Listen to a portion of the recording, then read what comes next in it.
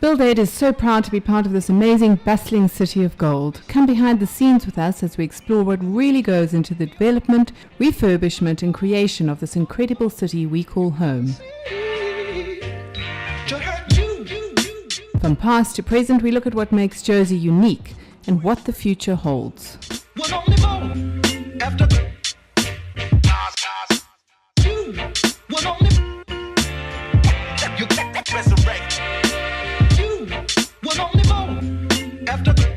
Kevin Swart with us from PG, another household industry name. If you hadn't heard of PG, we weren't paying attention.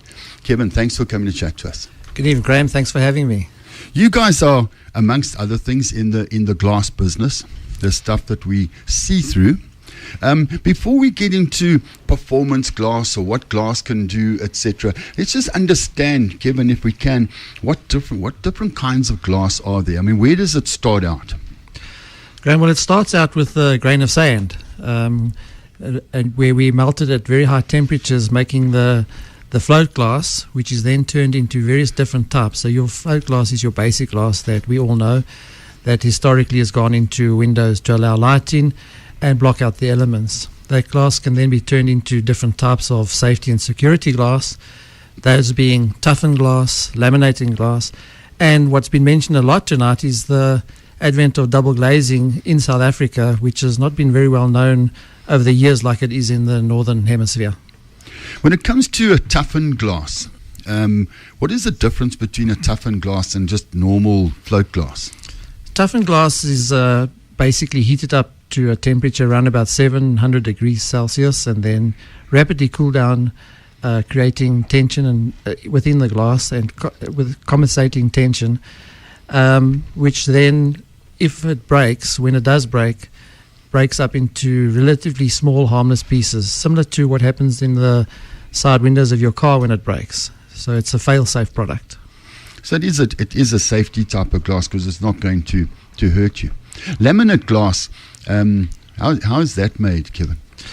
That is two pieces of float glass that comes off the float line. It's bonded together with what we call a PVB, also a type of plastic interlayer that keeps the two together. And when it does break, it keeps intact, held together, those two pieces of glass held together by the PVB interlayer. The easiest way to describe it is the same way as your windscreen in your car, which is a laminated safety glass. When we come back after the break, Kevin, I'm going to ask you to explain double glazing in a little bit more detail. But before we go away, Samantha, aluminium windows, wooden windows, and we know UPVC can do it. Can they all accommodate double glazing? Yes, definitely. You get in wood, definitely. They can go up to about a 22 mil, 24 mil.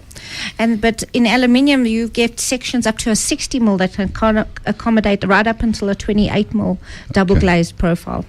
So it's a misconception that you need some kind of special framing for double glazing. You can use any of the frames we're talking about tonight. But when we come back, we'll get into that in a little bit more detail. BuildAid on Mix. I'm chatting to Kevin Swart from PG. Samantha's still with us in case we need some specialist information.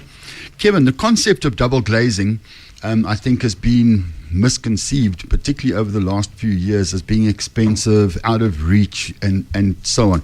It's a lot more readily available. Tell us about your double glazing product and system.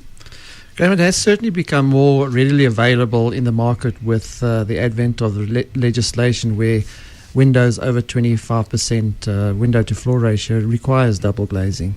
And with that becomes the manufacturing cost reduction by just by the pure numbers. So it's become a lot more accessible and easier to fit in the budgets. And for the performance that you get out of the double glazing, it's certainly worthwhile evaluating when you are building a home. From a PG perspective, we've come up with a range of products called Smart Glass X2, where we have narrowed it down to a choice of 4 products. It can be a minefield, and it does get quite technical. So we've come up with 4 solutions to offer the market that can be readily available with high-performance coatings that can do both the solar heat gain part of the energy legislation as well as the insulation. It's easy to choose because you can get into hundreds of different products and not know what to choose. And looking at those products or understanding them better, can we go to your website and have a look at it? Most certainly. Again, we've made it simple, so you can go to the website.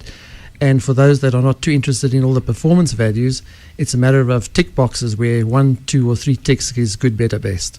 So easy to choose. The clarity of the glass is also very important because people want the aesthetic clear look.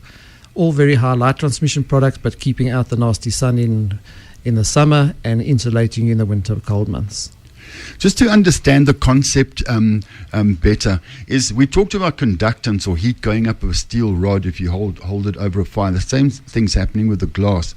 With double glazing, you've now got an air gap between the two pieces of glass that stops that conductance. That's correct. So glass is also quite a good conductor, and that's why when you're standing next to the windows in winter, you feel that cold breeze. So what the double glazing does is separate the transfer of the heat or the cold through the piece of glass from one to the other pane, and that's what with the dehydrated airspace in between. That's what helps insulate. Kevin, you also have some performance glass that's not double glazed. It's a normal sheet of glass.